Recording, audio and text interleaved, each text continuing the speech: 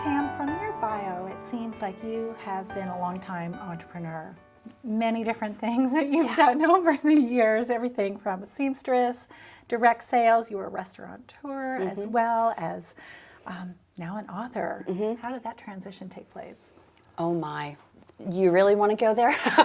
We may as well start out strong. Okay, yes, start out strong, okay. So I always say, like, honestly, it was the whole dark night of the soul. It's when your life takes a turn that you don't expect. And for me, it meant a divorce after 20 years. And sort of, I feel like being dropped in the middle of nowhere and having to figure myself out. And what I realized in the middle of all that pain was that I really had a lot to say. And it ended up, actually, for me coming through, I decided to go to college after all those years of being married. Like at 39, 40 years old, I was finally going to college, and the college instructor said, we're going to illustrate a children's book, and oh, you're going to write the book too. And that became, like, that's where I found my voice. I just, like, launched into being a good student and discovered how much I really had a lot to say. That was the beginning. That was like where it started. Where you first became a writer and an author. And so, children's book. Now, I know today we're going to talk a lot about the Energy Almanac, but you've written a number of different books. I have.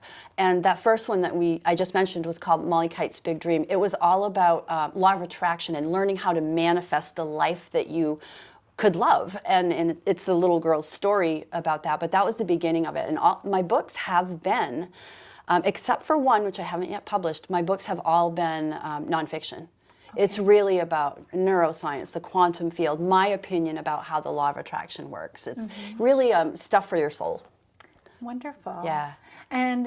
But now astrology. So how does astrology play into this as well? Because there is a distinction between law of attraction and astrology. Totally, yeah. Yeah, I think there's a distinction. Of course, everything is perspective, right? Well, astrology has been in my life, my whole life. You know, my parents were entrepreneurs, but they're also very fluid in their beliefs. You know, even though we were raised Catholic, they were just open to hearing everything, and they talked about the little Virgo, Tam, and, you know, the little Leo, her older brother, and the other Virgo. Anyway, they were talking about and throwing out astrology. So it's been a thread in my life, but honestly what happened for me was I went to a business meeting, much like you and I are sitting here, and I thought this person was going to hire me for my artistic skills, that she was going to hire me to illustrate her children's book. That's why I thought I was going to the meeting. When we got there, she said, I have to tell you something, Tam.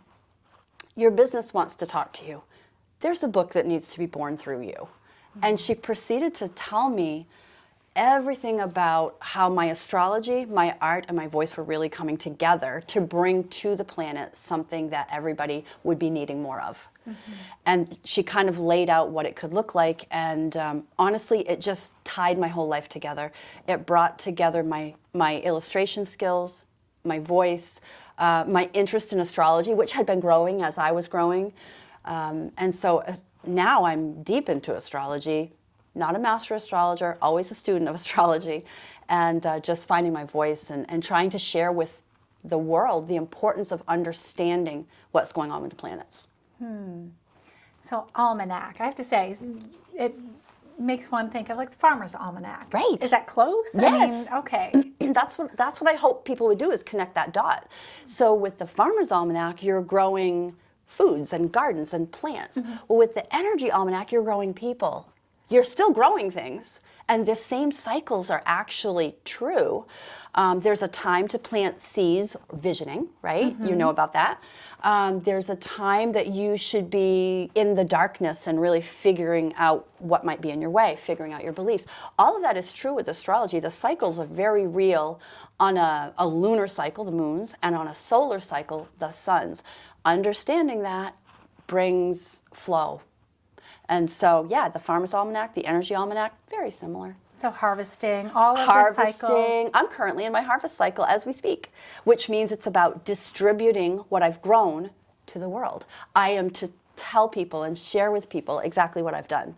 This is well timed. Interesting. And so interesting the way you said that. You are currently in your harvest cycle. Yes. So this the way that you've created the Energy Almanac, it's not we open it up and read it and like that's our horoscope. This is kind of like a way to determine what our personal. So you're close, some of each. So we have our personal horoscope or zodiac sign, but we also have what's going on over everybody, like the big dial in the sun. Okay. So what I was referring to my personal, I've taken it to another level, and I've figured out and calculated which cycle Tam is personally in. The book shares what everybody in general is going through. Okay. And so everybody can read it. What is your sign? I'm a Gemini. She's a Gemini, which is perfect for what you're doing. That is incredible. So Gemini, Virgo, Sag, Capricorn, everybody can read this book and understand what is going on this planet. How might I feel it very personally by looking at the personal planets, and then what is going on globally, the generational planets like Pluto, Uranus, and Neptune. Those are generational. They affect an entire generation of people. We address all of that.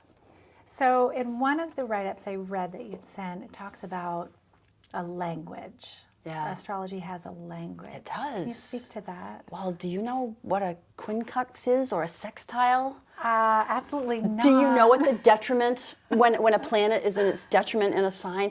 There's a lot of what I call astrospeak out there. And so like Mercury retrograde is one term good that example. many know. Yes, that's a very popular one. Retrograde is when a planet slows down and appears to be going backwards. It actually isn't spinning backwards, but it slows down enough that it stops and affects us differently. And everybody typically will inherently pick up on that feeling and what is going on in their life. It'll slow things down. So yeah, there's this astrospeak that goes on in this world, and what we tried to do inside of the Energy Almanac is simplify. Okay. My goal is to make astrology accessible to everybody. You don't need to know that Venus rules Libra and Taurus. You don't need to know that Mercury rules Virgo. You only need to understand there is an influence in the ethers that you're picking up on, and that you're basically an antenna picking up the information. If you know the information and you get enough guidance, you can channel it and use it to your benefit. And if you're familiar enough with your sign and how your sign interacts with energies that might be more present or dominant, then you can... How advantageous is that? Right. Absolutely. Okay. You're getting it. Have you read this thing? I haven't read this one. No. But so first of all, it's a stunning cover. Thank you. It's beautiful. Can you tell me who all was involved with creating this? Like this is a collaboration effort. This is a collaborative effort. I'm the visionary, and I work with a master astrologer every year. I've had 2 different ones so far.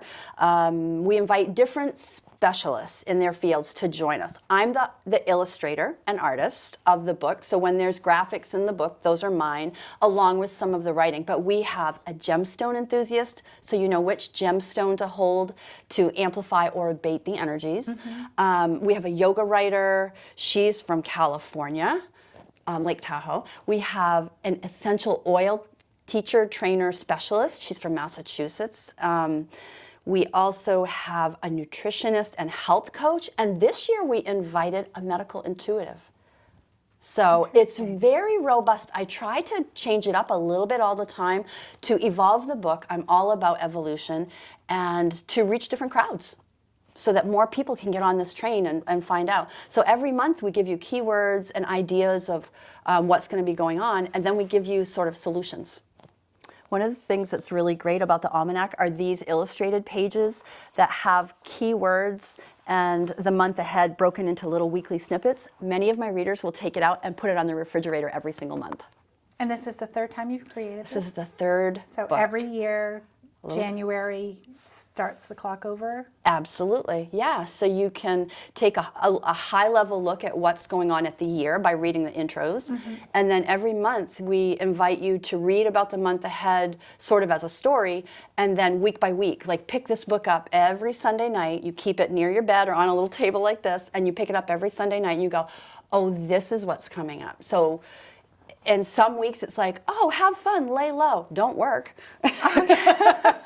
Or it's like this week in particular, when we're filming this, is a week that we really should like mind your manners, have a lot of patience. There's a lot of tension in the air. Be aware of that. Now, how beneficial is it to know tension is high? I've got to really mind my point of view, because that just brings a gentleness to the planet. Right. And that's the goal, to help everybody understand if you use these energies carefully, you really contribute to the world. And it's about contribution. And so while the book, you can, like you said, you can open up, you can read it, you can get an overview for the year, but it sounds like it can also be incorporated into a spiritual practice. Oh, absolutely. I have readers. I bet every week I get 1 or 2 private emails that people tell me, I live and die by this book every week. I use it. One woman, I'll never forget it. I was doing a workshop and she came up to me and she was holding the first book to her chest. She was like in her 70s and she was crying. And she's looking at me, a little short woman. She was crying and she said, this book gives me hope for our future. Oh. I started crying. I said, oh my gosh, I had no idea I could impact somebody like that. And since then, that was the first book. Now we're into the second and third, and people just write to me all the time and like, I count on this to feel hopeful, to feel inspired, to know which way to zig or zag. Like, wow, when you can contribute like that.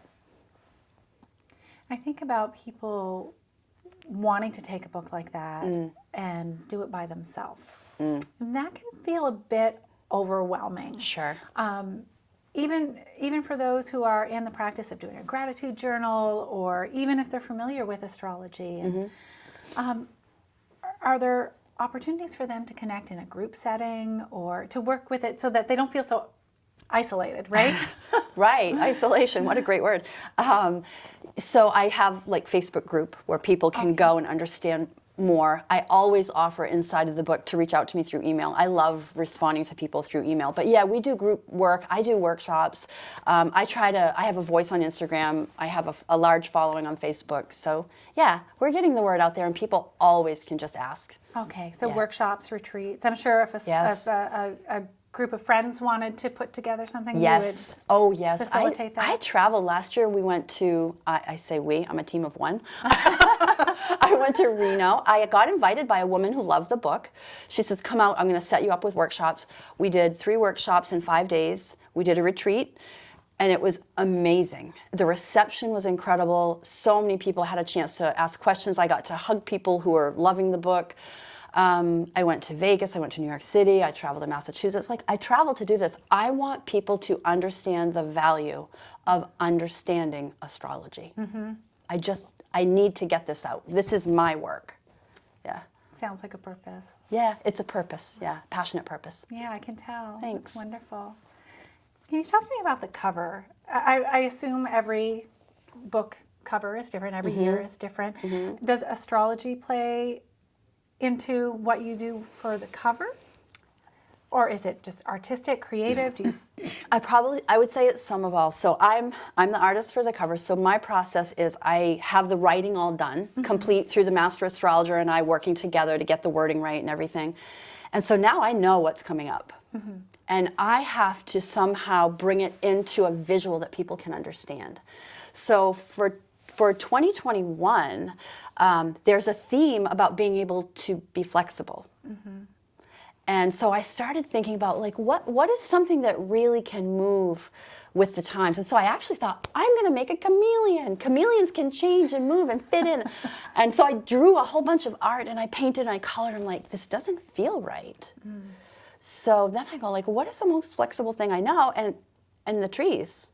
The trees make the most sense. They let go what they don't need at this time of the year in the fall, but in the spring they grow new levels of themselves and they bend and they flex and they're just so graceful when they do it all, right? So the tree became perfect. And the owl in this particular cover is a carryover from last year. Last year, the owl let me know it was going to be on the cover. It actually swooped me. So the 2020 book has a large owl on it. It swooped me like within 20 feet of me. And it basically was messaging me because I was very specific in what I was thinking of at the time. So each cover, I let it evolve. I let intuition take part, creative flair, take part, and that's how they're born. And I suppose it takes on new meaning, unique meaning for everyone who holds the book I'm themselves, sure it does. right? Yes. I look at it and I see the owl is wisdom, and it looks almost like an olive branch. And It is an olive branch, right? Yes. So peace, the heart, the Yeah. harmony. And the owl sees through the veil. yeah. I'm sorry, I cut Absolutely. No, the go tree. ahead. I was just, the owl has so much meaning, and it's so important. I actually wonder, will the owls stay for the length of the almanac? I guess we'll find out. But yeah, I'm sure everybody's picking up their own thing, and that's what I want. It doesn't have to be about, oh, this is Tam, and this is what it means. Right. I'm never willing to hold on to something so hard. I really want to be fluid and flexible with get what you need to from this. Well, in trees and a forest, they give each other what they need. They have that whole root system. They send out their signals, and I just think, So healing. Yeah, absolutely. Yep. Special, unique, changing the way you communicate, things like that are all really important right now. Yes. You've talked about your team, and you talked about how you, every year, you try and mix it up a little bit. Is there, I mean, that to me would present challenges, but do you find anything particularly challenging, or like obstacles that you've had to overcome to birth this series of books into the world? Absolutely. Yeah, working with a team is exciting and challenging because you have personalities to deal with and timelines to deal with. I'm fire energy. I have a lot of planets in fire signs, so I can just pick it up and go. Like, I'll take the ball and run all the way to the end line. But you have other people who are water, and their pace is a little different. And that's okay. Or people who are stuck in their head, they're air signs, or so you're dealing with personalities, and again, it's about being fluid and flexible, and giving them your deadlines, and then reining them in when you have to. That's the biggest challenge, is really taking on a leadership position that's kind and flexible, but getting what you need. That's the hardest part. The second hardest part, I think, is voice. My goal, as I mentioned earlier, is that people can really pick it up and not have to know astrology or numerology or gemstones or even yogi type terms. Like, I want it to be in a language that everybody can pick it up and read it. So I have to sometimes work with authors to, how can we make this simpler to understand? Keep it super simple, that KISS method. Keep it super simple. Yeah. And that way everybody can grab it. So those are the two hardest things, is managing a leadership position that gets done what I need, and tempering my own fire, and allowing everybody to just be themselves, but bringing a voice that everybody gets. Wonderful. And for the book, the idea of it is to help people have a vision about what the future is, have a vision about what they can clearly, accessibly,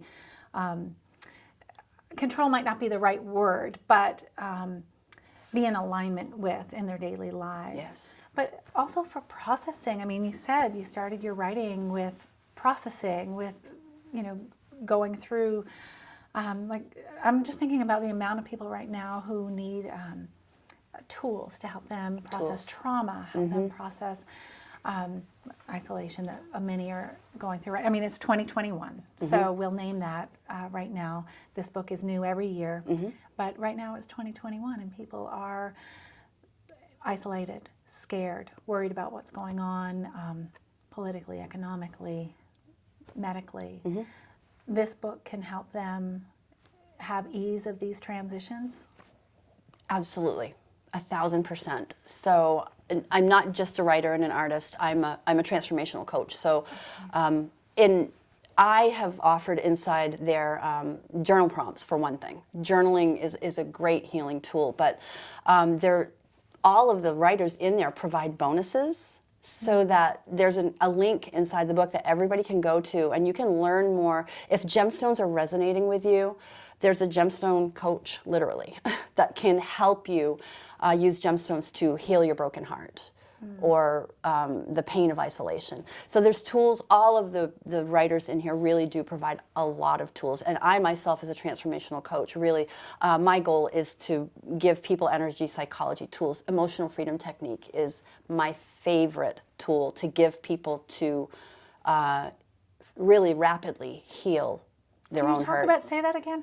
Emotional freedom technique? Yeah. Yeah, EFT, commonly known as tapping. You've never heard of that? I've heard of tapping. Okay. Yeah, tapping is the process of literally physically tapping on your specific body parts, just like this, just like I'm doing. We tap here, and it disrupts the emotional energy in your body to sort of give your body a chance to breathe and then insert new information. So you can take out the pain of isolation. I release it and let it go, and then infuse something else like happiness. I feel good today. I feel really good today. And you can tap in, tap out, tap in. So that's a powerful tool, and I teach people that all the time. That is such a great, I've had friends guide me through things like that. It's amazing. So powerful. And I know sometimes it feels very silly Oh, when yeah. you start doing Totally. something new like that. Totally. And it's amazing the results that can happen. Yeah, it's been long used for trauma, and it can take trauma and take it out of the body in 20 minutes or less. Wow. And forever, permanently. How about knowing you went through the trauma but not feeling it again? It's powerful. But not in a way that's regressing it. It's No. totally just you've healed it. Yeah, you've healed it. Like you can know it happened but not feel it. Yeah. And that's what I love about the title of your book. Again, the Farmer's Almanac, the Energy Almanac. And that's what you are connecting with. Yes. So the Farmer's Almanac, to go back there, was in the Piscean age. We're moving into the age of Aquarius, the Aquarian age, and Aquarius rules energy. Aquarius rules invisible vibrations. So your intuition, technology, the quantum field, all of that is going to be very heightened. So this book is born for the age of Aquarius. And that's where we're headed to starting in December of 2020. Perfect. Yeah. Wow. Well, I'm going to have you say your website address. Okay. And then we'll place it on the screen. So Wonderful. Really, for the book, we go to theenergyalmanac.com. that's easy. And Yeah. we'll have that in the credits, and we'll put it in the details of anything we post online as well. Is there anything else you want to add to the conversation that I may have missed in my questions? Don't be afraid of astrology. It's not for witches and warlocks. There's nothing to be afraid of. This is a tool. The Energy Almanac is a tool for the ages. And let's just bring everybody together and understand it differently. Well, thank you so much for joining us in the studio My today. pleasure. I look forward to learning even more about this and going through the book myself this year. Thank you.